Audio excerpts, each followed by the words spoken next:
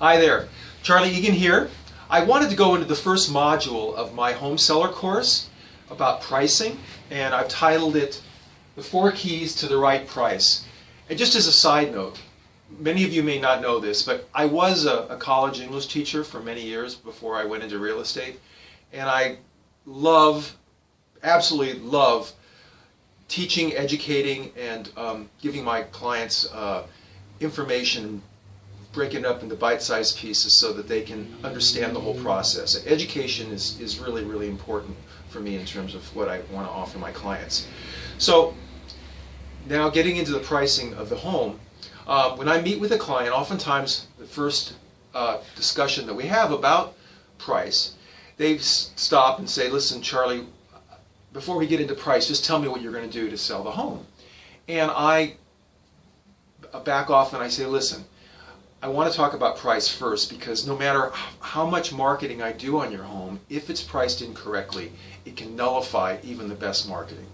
So most of the buyers out there are very, very well educated about what home prices are in the areas that they're looking for. So it's very important for us to kind of drill down on the price and come up with a good price to market the home at. So you can compare apples and oranges. The next point. What I mean by that is that most things on the common market or in the market are sold as commodities. Like a coffee bean is basically a coffee bean, and they're bought and sold on the open market. A lot of sellers feel that their home sometimes is unique because of the amenities and square footage and views and all this. But essentially, a home is a commodity as well. And if a home in your neighborhood sells for a certain price, it's going to affect either positively or negatively the price of your home.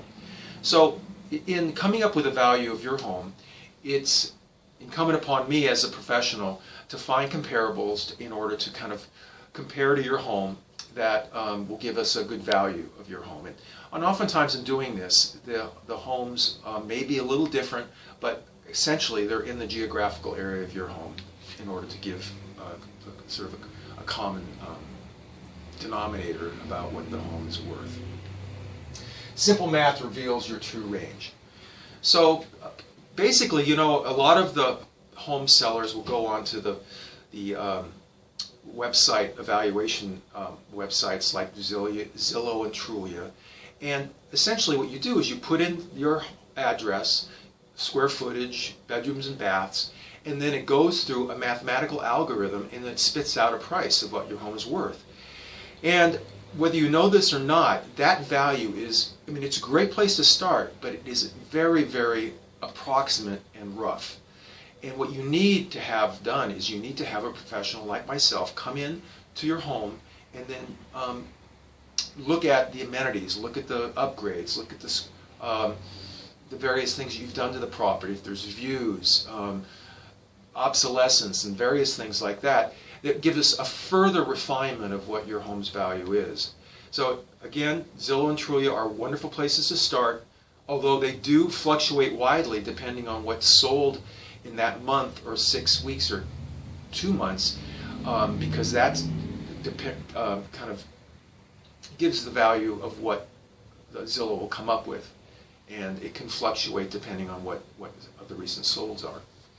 And that's why it's important to have a real estate agent come in and give you a better idea of what the refined price would be. And lastly, a price, even slightly out of your range, prevents offers. So what I mean by that is, oftentimes a seller will say, listen, why don't we just go, if I come up and give them a range of what the property is worth, or we pull something off of Zillow, the home seller will say, listen, why don't we just go with the highest price and see what happens? And the danger in doing that is that even if it's like 1 or 2 or 3% off of what the market value really is, because market value is it's not what you think the property is worth, it's what the market will pay for it. It's what a buyer will pay for your property. So the point is that if it's priced too high, buyers generally have their emails or property alerts set up in a certain price range. And if yours is priced too high not to fit their search criteria, your property won't even come up on their search. So it's important for us to price the home so that it does get traction in terms of buyers seeing it on the internet, they see the photos, and they come to the open house, or they come to get their agent to bring them to the house, and then they start writing offers. It's essential that the price is an essential component of all that. So in conclusion, pricing the property is probably the most important aspects of marketing the home and getting it out there and getting activity and getting it sold. All right. Next module or episode that I will be covering is staging and conditioning your property.